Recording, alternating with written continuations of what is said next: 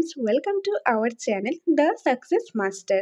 আমি সুস্মিতা। আমি আজকে তোমাদের জন্য জিওগ্রাফি থেকে India as a physical unit চ্যাপ্টারটা নিয়ে এসেছি, আর এটা হলো পার্ট 2।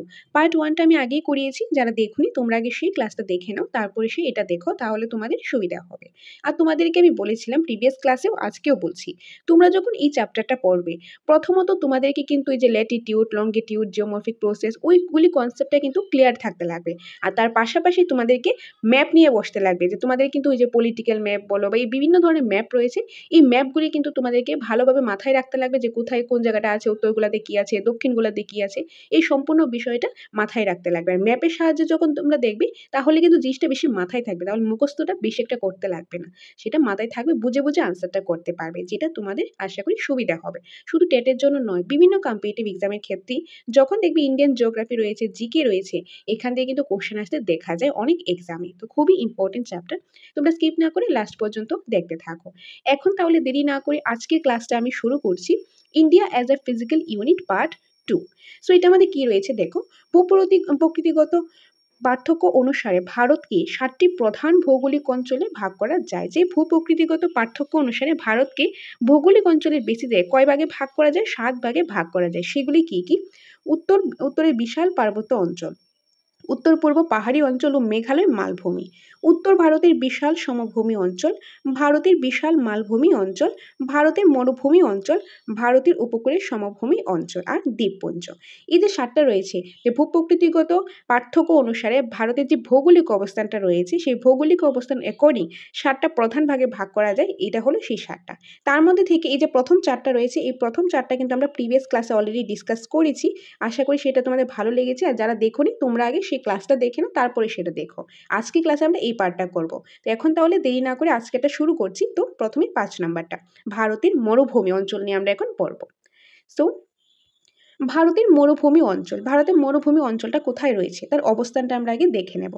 আরাবল্লী পর্বতের পশ্চিম দিকে অবস্থিত রাজস্থান রাজ্যের যোধপুর, বিকানির জেলার বিস্তীর্ণ অঞ্চল জুড়ে আছে শুধু বালি আর বালি। এই অঞ্চলে বিখ্যাত থর মরুভূমির অংশরূপে ভারতীয় সীমানা ছাড়িয়ে পাকিস্তানের সিন্ধু প্রদেশের খয়েরপুর ও বাহাওয়ালপুর অঞ্চলে প্রবেশ করেছে। মরুভূমির ভয়াল রূপটি এখানে পরিস্ফুট হয়েছে। এই কারণে ভারতীয় মরুভূমির এই অংশটিকে কি বলা হয়? মরুস্থলী নামে পরিচিত হয়েছে। তো ভারতের থর মরুভূমিটা কোথায় রয়েছে? এই যে আরাবল্লী পর্বত, যেটা প্রিভিয়াস ক্লাসে পড়েছি, আরাবল্লী পর্বত কোথায় রয়েছে? এই যে এটা হলো আরাবল্লী পর্বত। এই আরাবল্লী পর্বত থেকে যদি আমরা পশ্চিম দিকে যাই, পশ্চিম দিকে কোন দিকে? এটা হলো পশ্চিম দিকে ওয়েস্ট, এটা হলো ইস্ট, এদিকে হলো নর্থ, এদিকে হলো সাউথ। তো এই যে আরাবল্লী পর্বতে যদি আমি এই পশ্চিম দিকে যাই, এখানে কিন্তু অবস্থান করছে রাজস্থান। রাজস্থানের মধ্যে রয়েছে মরুভূমি। তো এই যে রাজস্থান রাজ্যটা রয়েছে, এই রাজস্থান রাজ্যের মধ্যে যোধপুর জেলা আর বিকানির জেলার মধ্যে এই অঞ্চল জুড়ে শুধু বালি আর বালি আছে। আর এই বালিগুলি কিন্তু মরুভূমিতে পরিণত হয়েছে, মরুভূমি হয়েছে। আর এই যে বিখ্যাত একটা থর মরুভূমি আছে, বিখ্যাত থর মরুভূমি একটা অংশরূপেই কিন্তু এই ভারতের সীমানার মধ্যে এটা রয়েছে। তো এই যে সমভূমিটা রয়েছে, এটা যদি একদম ভারতের সীমানা ছাড়িয়ে এটা পাকিস্তানে চলে যায়, পাকিস্তানের দিকে গিয়ে সিন্ধু প্রদেশের খয়ারপুর ও বাহলপুর অঞ্চলে এটা প্রবেশ করেছে। আর মরুভূমি এখানে ভয়াল রূপ এখানে পরিস্ফুট হয়, অনেক বিশাল থাকে। তো ওইটাকে, এই কারণে এটাকে বলা হয় মরুভূমির এই অংশটাকে বলা হয় মরুস্থলী বলা হয়। তো এটা হলো কি ভারতের মরুভূমির অঞ্চলের যে অবস্থানটা কোথায় রয়েছে। প্রথমত আমি যদি দেখি, এইভাবে যদি ভাগ করি, এটা রয়েছে উত্তর গোলার্ধে। এইভাবে যদি আমি ভাগ করি, এটা রয়েছে পশ্চিম গোলার্ধে, মানে উত্তর পশ্চিম গোলার্ধে কিন্তু এটা রয়েছে। উত্তর পশ্চিম গোলার্ধে আরাবল্লী পর্বতের আর পশ্চিম সাইডে রাজস্থান রাজ্যের যোধপুর ও বিকানির জেলা অঞ্চল জুড়ে শুধু বালি আর বালি আছে, সেখানেই কিন্তু এই মরুভূমিটা রয়েছে। আর এই মরুভূমিটা থর মরুভূমির একটা পার্ট। আর এটা কিন্তু এই যে ভারতের সীমানা ছাড়িয়ে একদম পাকিস্তানে সিন্ধু প্রদেশে খয়ারপুর ও বাহালপুর অঞ্চলে গিয়ে প্রবেশ করেছে। এটাই হলো ভারতের মরুভূমি অঞ্চলের যে অবস্থানটা। ওকে, সীমা, ভারতের মরুভূমিটা যে রয়েছে তার সীমানাটা কতটুকু? ভারতের মরুভূমি অঞ্চলের উত্তরে পাঞ্জাব সমভূমি, দক্ষিণে গুজরাট সমভূমি, পূর্বে হলো আরাবল্লী পর্বতশ্রেণী, আর পশ্চিমে হলো পাকিস্তানের মরুভূমি অঞ্চল। যদি এটা সবটা সাইডে দেখি, তো এদিকে রয়েছে কি নর্থ, সাউথ, ওয়েস্ট আর এদিকে রয়েছে ইস্ট। ওকে, আর যে মরুভূমিটা কোথায় রয়েছে, মরুভূমিটা এই জায়গাতে রয়েছে রাজস্থানের, রাজস্থান রাজ্যের মধ্যে যে জেলা রয়েছে যোধপুর জেলা, বিকানির জেলা, এখানেই কিন্তু মরুভূমিটা গড়ে উঠেছে। তো এই মরুভূমি যদি আমি দেখি, যদি উপর দিকে মানে নর্থ সাইডে যাই তাহলে এখানে রয়েছে পাঞ্জাব সমভূমি, উত্তরে গেলে পাঞ্জাব সমভূমি, যদি পূর্ব দিকে যাই এখানে রয়েছে আরাবল্লী পর্বতশ্রেণী, যদি দক্ষিণ দিকে সাউথ সাইডে আসি তাহলে এখানে রয়েছে কি গুজরাট রয়েছে, গুজরাট সমভূমি, আর যদি এটা পশ্চিম দিকে যায় তাহলে ভারতের সীমানাটা পেরিয়ে এটা চলে যাবে কি পাকিস্তানের মরুভূমি যে অঞ্চল রয়েছে সেখানে চলে যাবে।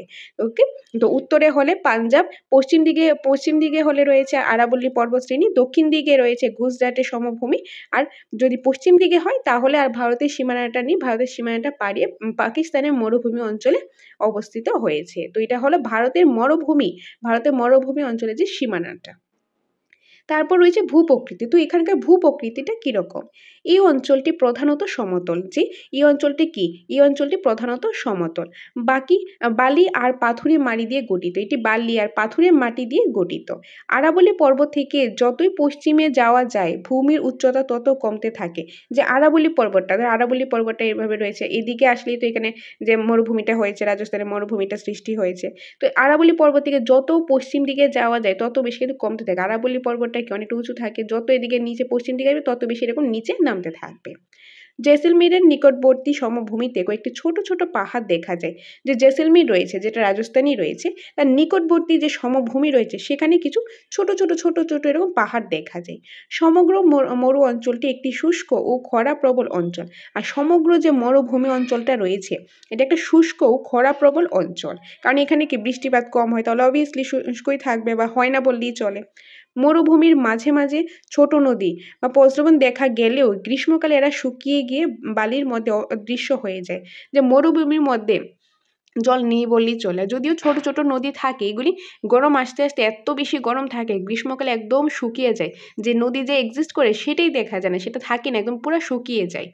লুনি এই অঞ্চলে একমাত্র বড় নদী, আর লুনি হলো এই অঞ্চল মানে এই মরুভূমি অঞ্চলে একমাত্র বড় নদী। যদি বলা হয় যে মরুভূমিতে দেখা যায় এরকম একটা নদীর নাম, তখন কি হবে লুনি, আর লুনিটা হলো এই অঞ্চলের একমাত্র বড় নদী।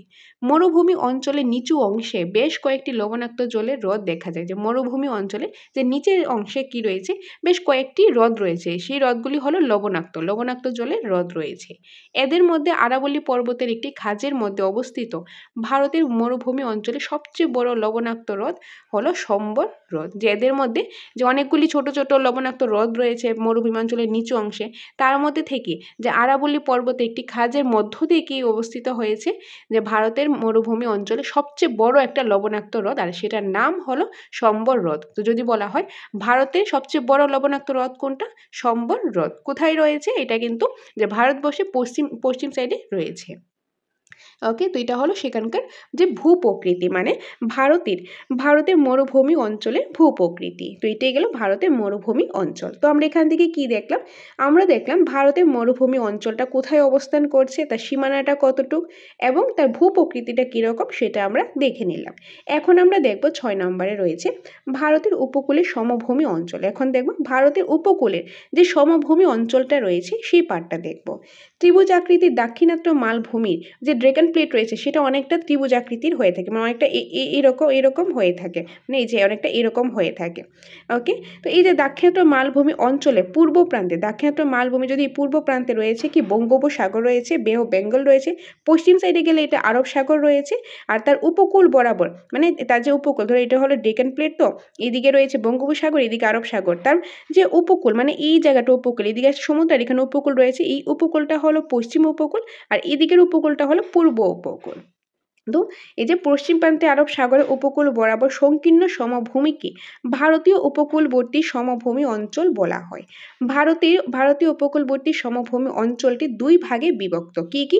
পশ্চিম উপকূলের সমভূমি আর একটা হলো পূর্ব উপকূলের সমভূমি। তোমাদেরকে এটা আমি একটু ম্যাপের সাহায্যে বুঝিয়ে দিচ্ছি, তাহলে জিনিসটা ভালোভাবে বুঝতে পারবে। তো এখানে আমরা কি বললাম, যে একটা ত্রিভুজ আকৃতির দক্ষিণাত্য মালভূমি রয়েছে, এই যে এটা কি অনেকটা ত্রিভুজ আকৃতির মতন রয়েছে। ওকে, ডেকান প্লেটটা রয়েছে একটা ত্রিভুজ আকৃতির। এটা যদি আমি পূর্ব সাইডে যাই, এখানে কি রয়েছে, এখানে রয়েছে বে অফ বেঙ্গল, বঙ্গোপসাগর। এদিকে যদি যাই তাহলে এইদিকে রয়েছে আরব সাগরটা রয়েছে। এই ডেকান প্লেটের যে এই পশ্চিম সাইডে সাইডে কি আরব সাগর রয়েছে। আর এই যে একদম সাইডে এই জায়গাটা গ্রিন কালারের পাটটা যে দেখতে পাচ্ছ, এই জায়গাটা কি, এই জায়গাটা হলো কি যে উপকূল।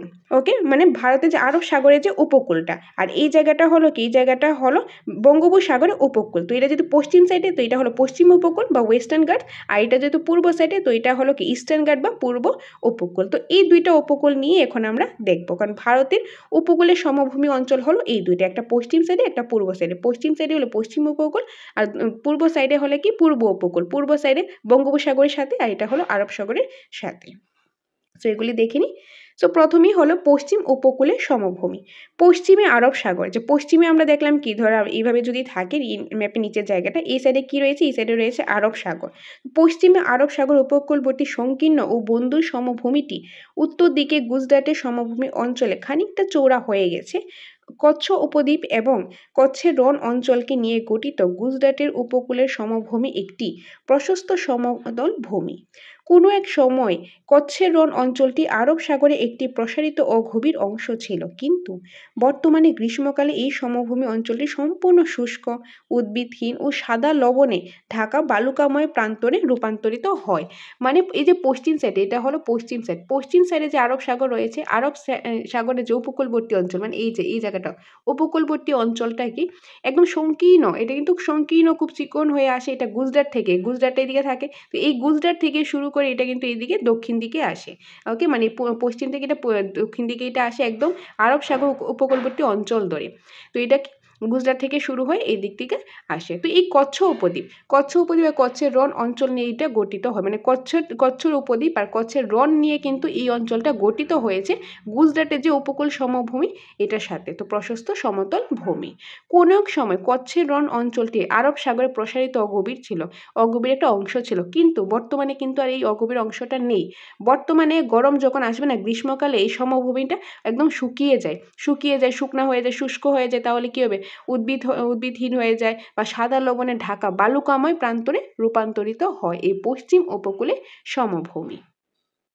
তারপর রয়েছে এখানে কচ্ছ উপসাগর, খাম্বাত উপসাগর নামে আরব সাগরের দুইটি প্রসারিত অংশ গুজরাটের সমভূমির মধ্যে কিছু দূর পর্যন্ত অগ্রসর হয়েছে।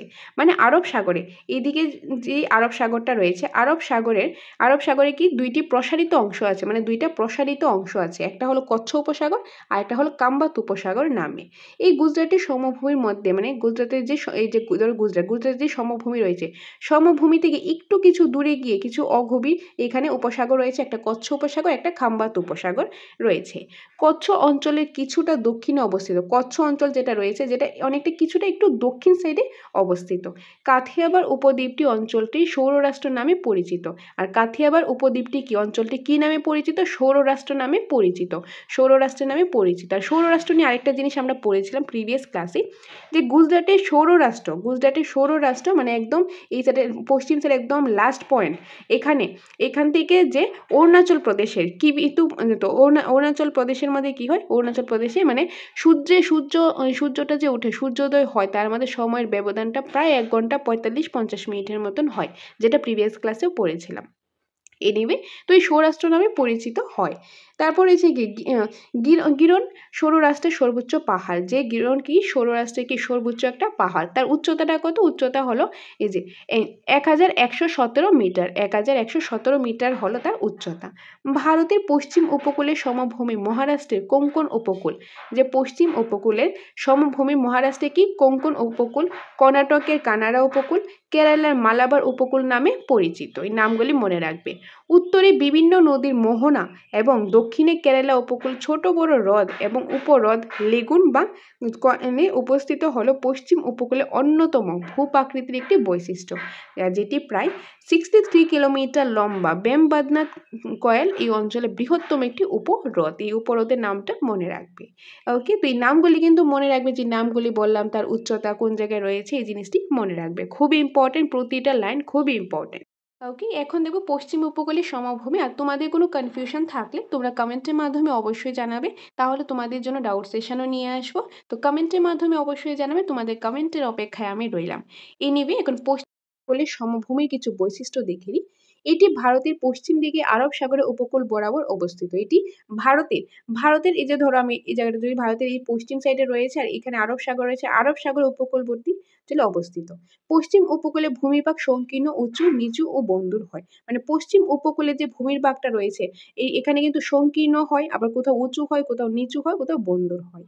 এখানে বিভিন্ন নদীর মোহনাও উপরত দেখা যায়। মানে এখানে বিভিন্ন নদী, ধরো অনেক নদী রয়েছে এখানে হিমালয় থেকে এসে এদিকে এসে আরব সাগরে পতিত হয়েছে, অনেক নদী এসে যে আরব সাগরে পতিত হয়েছে। তো এরকম অনেক নদীর মোহনা এবং উপহ্রদ এই অঞ্চলে দেখা যায়।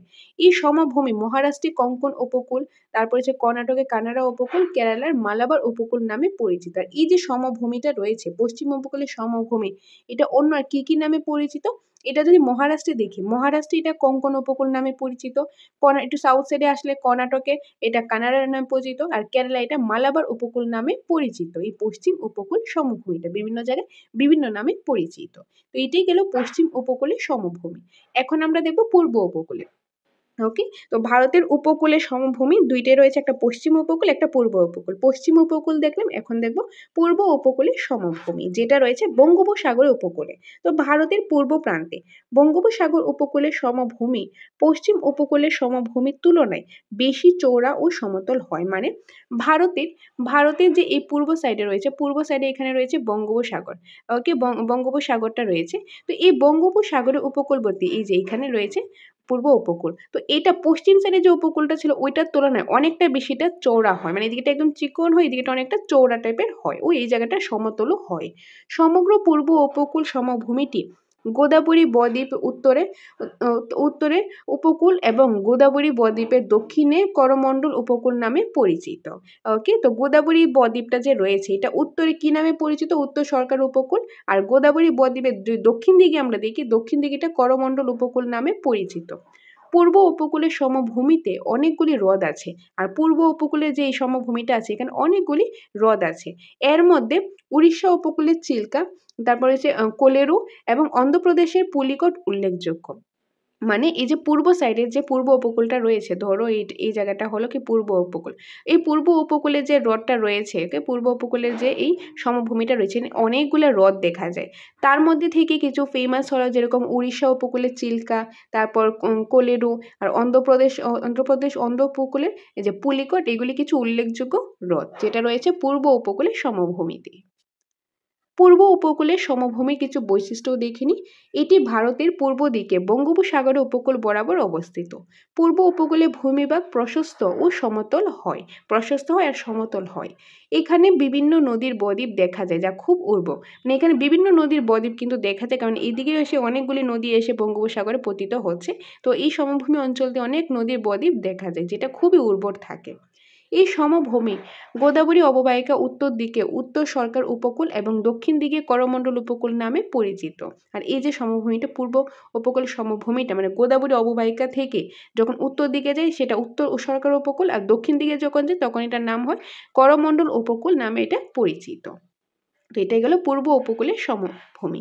তো ভারতের উপকূলের সমভূমি অঞ্চল দুইটা রয়েছে, একটা হলো পশ্চিম উপকূল সমভূমি, একটা পূর্ব উপকূল সমভূমি, যেটি আমরা দেখে নিলাম।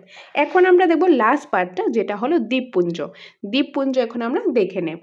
ওকে, দ্বীপপুঞ্জের মধ্যে কি রয়েছে? পূর্ব উপকূলে বঙ্গোপসাগরের দ্বীপপুঞ্জ আর পশ্চিম উপকূলে আরব সাগরের দ্বীপপুঞ্জ। দ্বীপপুঞ্জের ক্ষেত্রে দুইটা রয়েছে, একটা এই যে পশ্চিম সাইডে রয়েছে, একটা পূর্ব সাইডে রয়েছে। পশ্চিম সাইডে বে অফ বেঙ্গল অর্থাৎ বঙ্গোপসাগরে রয়েছে যে দ্বীপপুঞ্জ মানে আন্দামান নিকোবর দ্বীপপুঞ্জ, আর আরব সাগরে রয়েছে কি যে অ্যারাবিয়ান সি, আরব সাগরে রয়েছে কি লাক্ষাদ্বীপ আইল্যান্ড রয়েছে। তো এইগুলি আমরা দেখব। তো প্রথমে আমরা কি দেখব? প্রথমেই দেখে নেব পূর্ব উপকূলে বঙ্গোপসাগরে, মানে এই সাইডটা, এই যে বে অফ বেঙ্গল বঙ্গোপসাগরের মধ্যে পূর্ব উপকূলে যে দ্বীপ রয়েছে সেই দ্বীপগুলি নিয়ে এখন আমরা আগে পড়ব। কি রয়েছে? ভারতের পূর্ব দিকে কলকাতা থেকে প্রায় 1250 কিলোমিটার আর চেন্নাই থেকে প্রায় 1191 কিলোমিটার দূরে বঙ্গোপসাগরের দক্ষিণ দিকে বঙ্গোপসাগরের দক্ষিণ পূর্ব অংশে অবস্থিত প্রায় 324টি দ্বীপের মধ্যে আন্দামান ও নিকোবর দ্বীপপুঞ্জই প্রধান। মানে যদি আমরা দেখি কলকাতা থেকে, যেখানে রয়েছে কলকাতা, ওকে, এই কলকাতা থেকে প্রায় 1255 কিলোমিটার। আর যে চেন্নাই রয়েছে, চেন্নাই থেকে এটা হবে প্রায়, এই যে চেন্নাই থেকে প্রায় 1100, মানে সাউথ সাইড থেকে যদি দেখি 1100 কিলোমিটার দূরে অবস্থিত। বঙ্গোপসাগর রয়েছে, বঙ্গোপসাগর যদি একটু নিচের দিকে আসি, মানে দক্ষিণ দিকে আসি, তো এটা দক্ষিণ দিকে প্লাস এটা ইস্ট সাইডে রয়েছে, তো দক্ষিণ পূর্ব হয়েছে, মানে দক্ষিণ পূর্ব কিন্তু এটা হয়েছে যে সাউথ ইস্টের মধ্যে অনেকগুলি দ্বীপ রয়েছে, অনেকগুলি আইল্যান্ড রয়েছে, প্রায় 324টা আইল্যান্ড রয়েছে। তার মধ্যে থেকেই যেটা সবচেয়ে প্রধানটা হলো আন্দামান, এই যে আন্দামান ও নিকোবর দ্বীপপুঞ্জ। এই অঞ্চলের অন্য সব দ্বীপগুলি আয়তন খুব ছোট হওয়ায় পানীয় জলের অভাবে জন্য জনবসতিহীন। আর এই অঞ্চলে অন্য যে বাকি যে দ্বীপগুলি আছে, আন্দামান ও নিকোবর ছাড়া বাকি যে দ্বীপপুঞ্জগুলি আছে, এইগুলি কি হয়, এই দ্বীপগুলি অনেকটাই ছোট, খুব ছোট, মানে এতই ছোট যে এখানে পানীয় জলের অভাব রয়েছে, তার জন্য এখানে মানুষ থাকতে পারে না, তো জনবসতিহীন, থাকলেও খুব কম। তো তার জন্য গোটা আন্দামান দ্বীপপুঞ্জ দুটি প্রধান অংশে বিভক্ত। তার জন্য গোটা যে আন্দামান নিকোবর দ্বীপপুঞ্জটা রয়েছে সেটা দুইটা ভাগে ভাগ করে দিয়েছে। কি, একটা হলো বড় আন্দামান, একটা হলো ছোট আন্দামান। ওকে, একটা বড় আন্দামান আর একটা ছোট আন্দামান। তো এগুলির মধ্যে রয়েছে নিকোবর দ্বীপগুলির মধ্যে দক্ষিণতম প্রান্তে অবস্থিত বৃহৎ নিকোবর দ্বীপটি সবচেয়ে বড়, মানে নিকোবর আইল্যান্ডের মধ্যে যে যে দ্বীপগুলি রয়েছে তার মধ্যে দক্ষিণতম, মানে দক্ষিণ প্রান্তে অবস্থিত সবচেয়ে বড়, মানে বৃহৎ নিকোবর দ্বীপটি সবচেয়ে বড়। এই দ্বীপের দক্ষিণের শেষে প্রান্তটির নাম ইন্দিরা পয়েন্ট, আর এই দ্বীপেরই একদম দক্ষিণ প্রান্তে শেষ পয়েন্টটির নাম হলো ইন্দিরা পয়েন্ট, যেটা আমরা প্রিভিয়াস ক্লাসেও দেখেছিলাম। এটি ভারতের দক্ষিণতম স্থলবিন্দু। যদি বলা হয় ভারতের দক্ষিণতম স্থলবিন্দু কোনটি, সেটা হলো ইন্দিরা পয়েন্ট। আন্দামান ও নিকোবর দ্বীপপুঞ্জ দুটি 10 ডিগ্রি উত্তর অক্ষাংশে অবস্থিত। এটি কত ডিগ্রি অক্ষাংশে অবস্থিত? 10 ডিগ্রি উত্তর অক্ষাংশে অবস্থিত। এখন 10 ডিগ্রি কোনটা? এই যে নিরক্ষরেখা 0 ডিগ্রি, ধরো এটা নিরক্ষরেখা 1 2 এরকম করে যখন 10 ডিগ্রি আসবে, 10 ডিগ্রি উত্তর অক্ষাংশে, মানে এটা 10 ডিগ্রি উত্তর, 10 ডিগ্রি উত্তরে এখানে কিন্তু আন্দামান ও নিকোবর দ্বীপপুঞ্জটা অবস্থিত। ওকে, তো এই যে এখানে রয়েছে 10 ডিগ্রি চ্যানেলের নামে গভীর সাগর দ্বারা পরস্পর বিচ্ছিন্ন হয়ে আছে। আন্দামান ও নিকোবর দ্বীপপুঞ্জ দুটি মোট আয়তন 8293 বর্গ কিলোমিটার।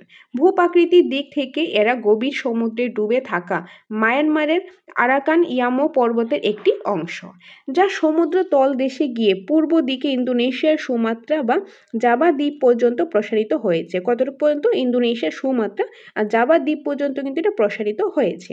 আন্দামান দ্বীপপুঞ্জের নারকোদম বেরেন দ্বীপের 2টি সবিরাম আগ্নেয়গিরি আছে, মানে আন্দামান দ্বীপপুঞ্জে যে দুইটা কি রয়েছে, সবিরাম আগ্নেয়গিরি রয়েছে। সবিরাম আগ্নেয়গিরি কি, সেটা কিন্তু আগ্নেয়গিরি ক্লাসে আমি ডিসকাস করেছিলাম। তো আন্দামান দ্বীপপুঞ্জে নারকোদম আর বেরেন দ্বীপের 2টি সবিরাম আগ্নেয়গিরি আছে। তো এটা গেল কি, এটা গেল যে পূর্ব উপকূলের বঙ্গোপসাগরে যে দ্বীপপুঞ্জগুলি রয়েছে সেটা। এখন দেখব পশ্চিম উপকূলে, মানে আরব সাগরে। পশ্চিম উপকূলের আরব সাগরীয় দ্বীপপুঞ্জগুলি হলো ভারতের পশ্চিম দিকে কেরালার মালাবার উপকূল থেকে প্রায় 324 কিলোমিটার দূরত্বে 36টি ছোট ছোট প্রবল দ্বীপ নিয়ে লাক্ষাদ্বীপ পুঞ্জ অবস্থিত। কয়টি? 36টি ছোট ছোট প্রবল দ্বীপ নিয়ে লাক্ষাদ্বীপ পুঞ্জ অবস্থিত। লাক্ষা আমিনদ্বীপ ও মিনিকয় দ্বীপপুঞ্জের সরকারি নাম রাখা হয়েছে লাক্ষাদ্বীপ।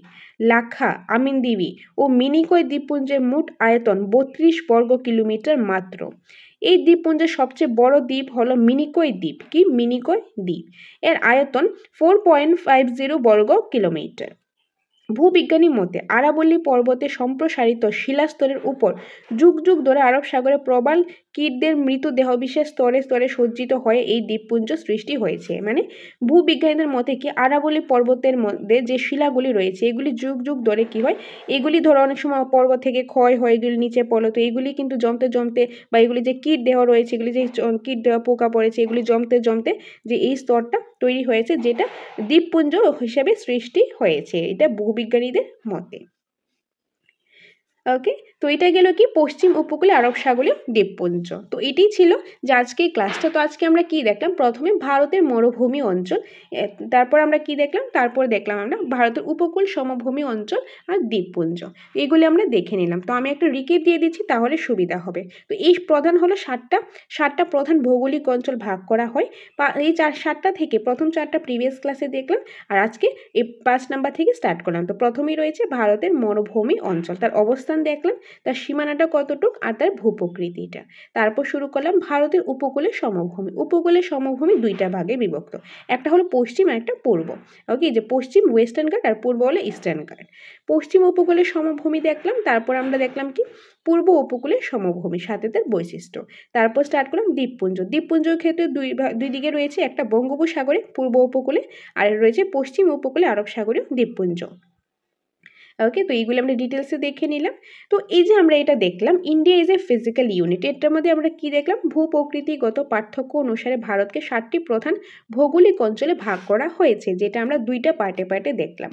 সো প্রথমে উত্তরে বিশাল পার্বত্য অঞ্চল, উত্তর পূর্ব পাহাড়ি অঞ্চল ও মেঘালয় মালভূমি, উত্তর ভারতে বিশাল সমভূমি অঞ্চল, ভারতের বিশাল মালভূমি অঞ্চল, ভারতের মরুভূমি অঞ্চল, ভারতের উপকূলে সমভূমি অঞ্চল আর দ্বীপপুঞ্জ। এই 7টা দেখো, এই 7টা তোমাদেরকে এখন আমি একটা পিকচারে দেখিয়ে দিচ্ছি, তাহলে তোমাদের সুবিধা হবে।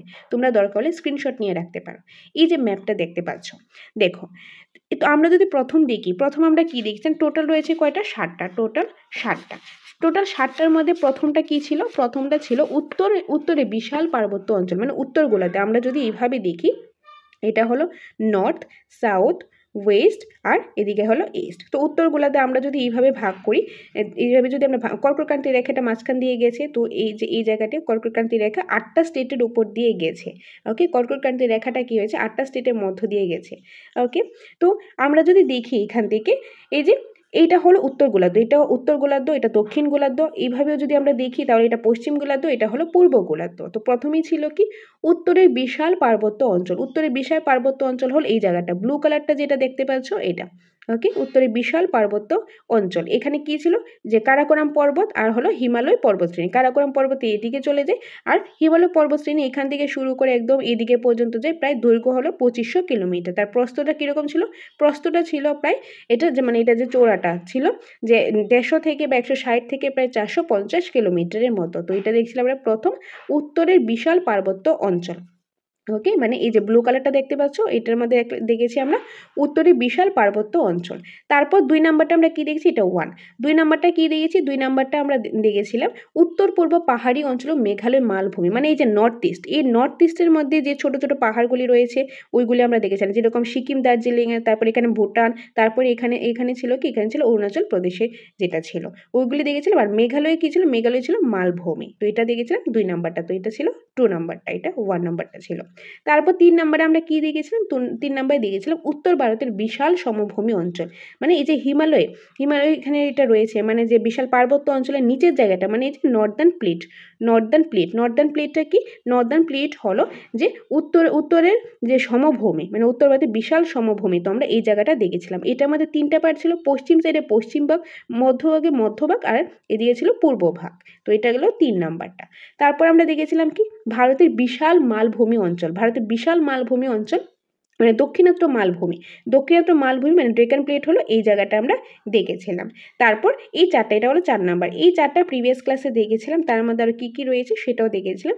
আর আজকে আমরা 5 নাম্বার থেকে স্টার্ট করলাম। 5 নাম্বার ছিল ভারতের মরুভূমি অঞ্চল। এই যে ইন্ডিয়ান ডেজার্ট, তার অবস্থান, সীমানাটা কতটুকু, এটা আমরা দেখেছি। তো এটা হলো 5 নাম্বার। আর তারপর রয়েছে ভারতের উপকূলের সমভূমি অঞ্চল। ভারতের উপকূলে 2টা, একটা হলো পশ্চিম উপকূল আর পূর্ব উপকূল। এই যে গ্রিন কালারের নিচে এটা হলো পশ্চিম উপকূল ওয়েস্টার্ন ঘাট আর এটা হলো পূর্ব উপকূল ইস্টার্ন ঘাট। তো এটা কত নাম্বার ছিল, এটা ছিল আমরা দেখেছিলাম 6 নাম্বারে। আর ছিল কি দ্বীপপুঞ্জ, এদিকে আরব সাগরে রয়েছে কি লাক্ষাদ্বীপ এই দ্বীপপুঞ্জ, আর এদিকে রয়েছে কি বঙ্গোপসাগরে রয়েছে যে আন্দামান নিকোবর দ্বীপপুঞ্জ, এগুলি হলো দ্বীপপুঞ্জ। তো এগুলো হলো 7 নাম্বার। তো এইভাবে আমরা 7টা দেখলাম, 7টা প্রধান ভৌগোলিক অবস্থান অনুসারে আমরা ভাগ করলাম। ওকে, তো আশা করি ভালোভাবে বুঝতে পেরেছো। তার জন্যই বলেছিলাম যে ম্যাপ দেখে দেখে পড়বে, তাহলে তোমাদের সুবিধা হবে। তো এটাই ছিল তোমাদের ইন্ডিয়া অ্যাজ এ ফিজিক্যাল ইউনিটের ক্লাসটা। তো তোমরা কমেন্টের মাধ্যমে অবশ্যই জানাবে তোমাদের কাছে এই ক্লাসটা কীরকম লেগেছে। তোমাদের কমেন্টের অপেক্ষায় থাকবে। যদি ভালো লেগে থাকে অবশ্যই একটা লাইক করে দিও, কমেন্টের মাধ্যমে জানাবে, শেয়ার করে দিও এবং চ্যানেলটা হেল্পফুল মনে হলে সাবস্ক্রাইব করে দিও।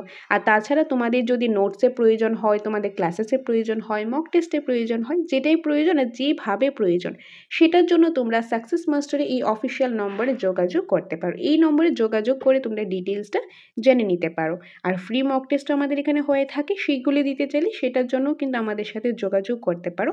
আমাদের অ্যাপ রয়েছে দ্য সাকসেস মাস্টার নামে, যেটা তোমরা প্লে স্টোরে পেয়ে যাবে। সেটা কিন্তু ওইখান থেকে ডাউনলোড করে ওইখানে ফ্রি মক টেস্টগুলোও দিতে পারো, বা কোর্সেসগুলো নিতে চাইলে সেটাও নিতে পারো। তো এটাই তোমাদের সাথে শেয়ার করা ছিল। দেখা হবে তোমাদের সাথে পরবর্তী একটা ক্লাসে। Thanks for watching.